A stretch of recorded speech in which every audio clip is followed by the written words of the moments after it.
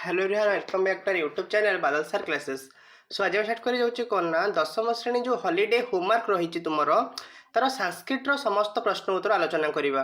ता पूर्व चैनल जो मैंने भी नुआ अच्छा प्लीज चैनल को सब्सक्राइब कर रखु और पाखे बेल आइकन देवे ऑल नोटिफिकेशन ने प्रेस कर दिंतु। ताद्वारा कौन हम ना जितेबाला मु भिडियो अपलोड करी तुम निकट में सर्वप्रथम नोटिफिकेशन टी पहुँचू बुझे। सो डेरी नक भिडियो स्टार्ट करवा। संस्कृत प्रश्नपत्र कहूँ 1 नंबर क्वेश्चन कहला मातृभाषाया वाक्यत्रयेण उत्तरम लिखतु। मातृभाषा वाक्यत्रय उत्तर गुड़िक लेख। करे कहूँ उपमन्यु कथम गुरवे सर्वम भैक्ष्यम नेवदयेत। उपमन्यु किपरि भाव में समस्त भैक्य गुरु को निवेदन कले। देख उत्तर लिख उपमन्यु कथम गुरवे सर्वम भैक्ष्यम नेवदयेत। उत्तर उपमन्यु कहीं गुरु को सब भक्ष्य अर्पण करते ना। उपमन्यु को हृष्टपुष्ट देखि गुरु पचारे तुम्हें किपरि खाद्य ग्रहण करुच। उपमन्यु सविनय उत्तर देले मु गाई चरेवा सहित भिक्षा करी खाद्य ग्रहण करुच्ची। गुरु बारंबार से निषेध करिवारु उपमन्यु समस्त भिक्षा गुरु को अर्पण करथिले। क्लियर। नेक्स्ट बा ख नंबर क्वेश्चन कहूँ उपमन्यु कथम दृष्टिहीन सन कूपे अपतत। उपमन्यु किपरि भाव उपमन्यु किपरि दृष्टिहीन होई कुएरे पड़गले ना। गुरु उपमन्यु को सकल प्रकार आहार वृत्ति निषिद्ध करे सबुथिरु से मना कले। गुरु उपमन्यु उपाय शून्य होई क्षुधा संवरण करि न पारी अरख पत्र गुड़ी को भक्षण कले फल दृष्टि शक्ति हराई कुएरे पड़गले। क्लियर। नेक्स्ट क्वेश्चन जी 2 नंबर क्वेश्चन कहूँ संक्षेपणे उत्तर लिखत। करे कहला उपमन्यु हो गुरु नाम किम। तो सब तक उत्तर मु गोटे लिखिदे उ पर्यंत क ख ग घ उ पर्यंत। देख उपमन्यु गुरु नाम किम।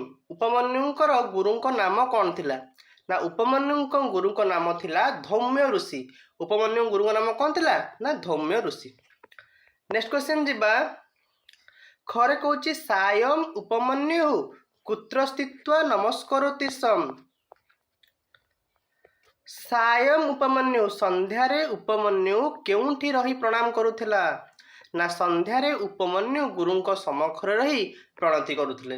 माने समतिर माने कौन सम्मुखरे रही माने तांको सामना तांको आगे रही प्रणाम करुथिले। क्लियर। नेक्स्ट क्वेश्चन जेपा ग नंबर क्वेश्चन कहूँ सुशिष्य उपमन्यु इति कथा करमात ग्रंथात आनीता। सुशिष्य उपमन्यु जो विषयटी ये कथाटी क्यों ग्रंथरु आसी अछि। उत्तर लिखिब ना व्यासदेव रचित महाभारत नामक ग्रंथरु यही कथावस्तु आनीत। व्यासदेव रचित महाभारत नामक ग्रंथरु यही कथावस्तुटी आनीत होइछि। नेक्स्ट आलोचना करिबा कुत्र भ्रमण उपमन्यु अर्कपत्राणि अभक्षत। कुत्र भ्रमण केउठारे बुलुथुआ समय उपमन्यु अर्कपत्र गुड़ी खाई देइथिले। उत्तर लिखिब अरण्य क्षुधातुर होई बुलुथुआ बेले अरण्य भोकिला होइबा क्षुधातुर होई बुलुथुआ बेले अरख पत्र गुड़ी को खाई देइथिले। बुझिला। 9 नंबर क्वेश्चन जीवा उपमन्यु केन वृत्तिम करोति स्म। उपमन्यु केउ प्रकार वृत्ति करुछंती।